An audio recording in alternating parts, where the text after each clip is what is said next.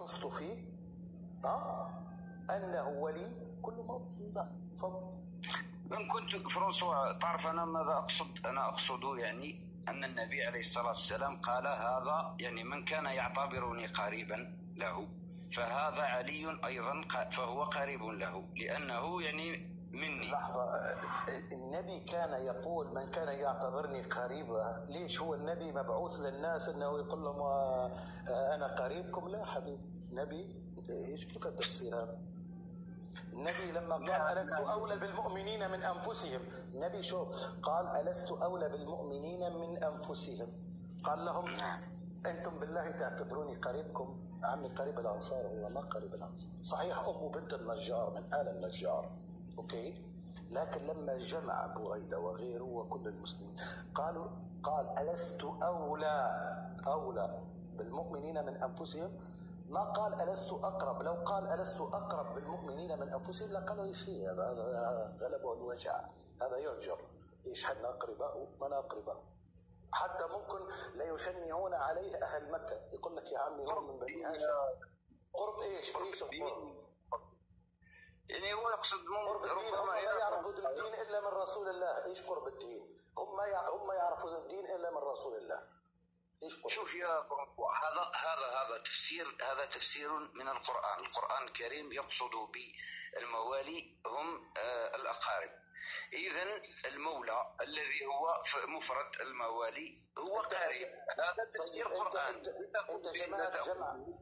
يصلح هنا لا يصلح، يصلح هنا أو لا يصلح، هذا موضوع النقاش مثلا، لكن يعني مش أنت يا فرانسوا. هو النبي عليه الصلاة والسلام ماذا يقصد؟ يقصد من كنت قريبا منه، يعني جميعنا نعتبره النبي عليه الصلاة والسلام هو قريب منا، فهذا علي أيضا قريب منه. فهمتني؟ يعني هو ابن عمه، هذا علي رضي الله عنه ابن عمه، لكن هو لم يقصد قرابة النسب أو قرابة العرق، بل قرابة يعني النبي يقول من كنت قريبا منه. ايش هي القرابة هذه؟ قرابة النسب ام قرابة المحبة والنصرة وقرابة الايمان وقرابة الاسلام وقرابة الطاعة؟ طيب ايش كان يقصد؟ طيب اتنازل وياك انها قرابة. ما هذا القرب الذي اشار اليه رسول الله؟ قرابة الطاعة والايمان والمحبة والنصرة ام لا؟ والله هذا هو المبحث الذي أريد أن أناقشه. طيب أنا قلت لك أنها قرابة. طيب القرابة التي أشار إليها رسول الله هي قرابة إيش؟ قرابة نسب؟ يعني ما ظنيت قرابة نسب، لأنه في مهاجرين وأنصار ما أحد يتنسب للنبي. أم كانت قرابة طاعة وإيمان أم إيش بالضبط؟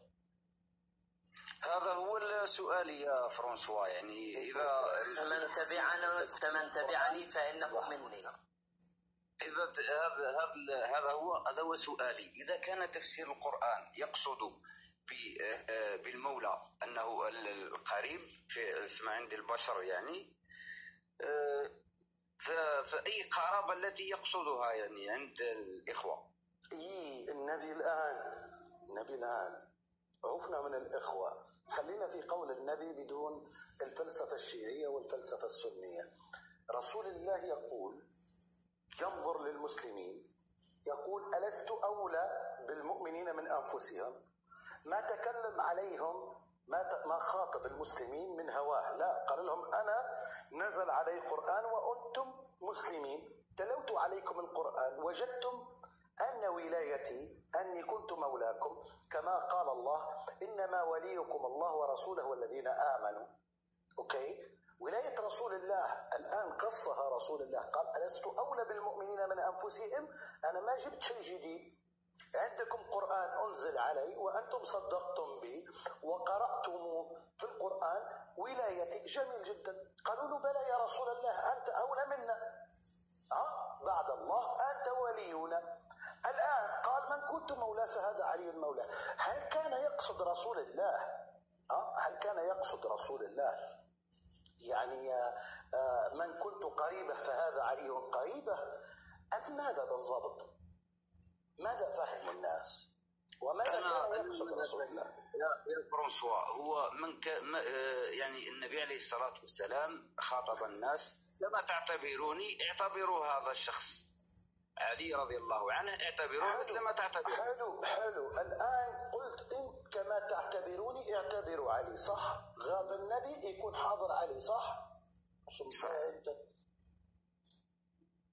لا كيف يعني كيف لا مش نبوة يا فرانسوا أو غيره. مو نبوة، عفك بالنبوة. كما تعتبروني اعتبروا علي، صح؟ مو نبوة. نعم يعني نعم. لحظة، في القرابة يا فرانسوا، في القرابة يعني كما تعتبرونني قريب. هو مو قريب. كما تعتبروني وأنا حي اعتبروا حالي، صح؟ من بعد نعم يعني نفس القدر، يعني ما تقلوا قدره أو غيره، هذه الأمور يعني قرابة مثل أخي مثلا. أنا آتي هو النبي ما كان فرانسوا آتي إليك مثلا أقول أن هذا أخي، يعني ما يصيبه يصيبني. هذا هو الموضوع يا فرانسوا. لا لحظة، ما يصيبه يصيبني، يعني أنت تقول ما أصاب علي يصيب رسول الله، صح؟ نعم أكيد. ما أذى علي يؤذي رسول الله، صح؟ ركز. أنت الآن، نحن أهل السنة والجماعة نأخذ بسنة النبي، ما يؤذي علي يؤذي رسول الله، ما يفرح علي يفرح رسول الله. في الدين. في الدين. أي في الدين. نعم. أن كنت مولاه فهذا علي مولاه، صح؟ أنت جمعتها في القرابة وفي الدين، أنت قلت في القرابة وفي الدين.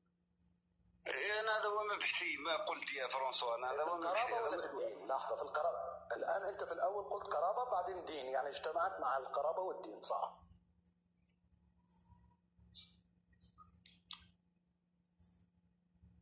تفضل. أنت أول شيء استدلت به إن هي القرابة، بعدين استدلت بالدين، يعني اثنيناتهم دين وقرابة، صح؟ لا هي قرابة يا فرانسوا، لكن أنا سؤالي ما قلت الدين في الأخير. هل هو أصبر يا فرانسوا، هل هي تكون قرابة في الدين أو قرابة في غيره؟ طيب هذا هو السؤال. قلت المرة الأولى قرابة نسب، صح؟ بعدين قلت في الدين محبة في الدين وقرابة نسب، صح؟ ما قلت أنا هذه نسب. إيش قلت؟ قلت قرابة الموالي اللي هي الأقرباء، جد الموالي. يا فرانسوا أنا ما تحطني الآن في موضوع السؤال. أنا جاي أشكل، ما ترجعش الإشكال علي أنا، فهمتني؟ أنا جاي أشكل بهذه القضية أنه في القرآن الموالي هم الأقارب. ماذا تفسرون لنا هذا الموضوع؟ لماذا لا يكون هذا هو مقصود النبي عليه الصلاة والسلام؟ طيب أجاوبه أبو آزر، أجاوبه أبو آزر. خلي يكمل إني قطعته. خلي يكمل يوجه. خلاص هذا هو الإشكال. يعني هذا الموضوع أسقطوه على الرواية وفهمونا ما هو الموضوع. طيب أوكي. طيب خليني أجاوبك. شوف أخونا العزيز، لماذا لا نقول بأنه معنى معين غير المعنى الذي نقوله؟ لأن النبي صلى الله عليه وآله وسلم لما تكلم قال ألست بأولى بكل مؤمن من نفسه، أعطى قرينة في داخل النص. فإحنا ما لازم نترك القرينة التي تكلم بها النبي ونذهب إلى شنو؟ ونذهب إلى معنى آخر. أنت الآن أمامك حلين، إما أن تأتيني بقرينة من كلام النبي من داخل النص تصرف المعنى عن المعنى الذي يقوله الشيعة. يعني شنو؟ يعني تأتي بقرينة تقول هذه القرينة تخلي معنى من كنت مولاه، يعني من كنت حبيبه، من كنت ناصره، لأن الرسول لم يكن حبيب المسلمين وناصرهم. النبي كان أولا أولى بهم من أنفسهم، ثانيا له ولاية مثل ولاية. شنو ما كان النبي حبيبه؟ فيش تخربط انت. شنو لم يكن حبيبهم وناصرهم فقط. لا يا شيخ، لا. من وين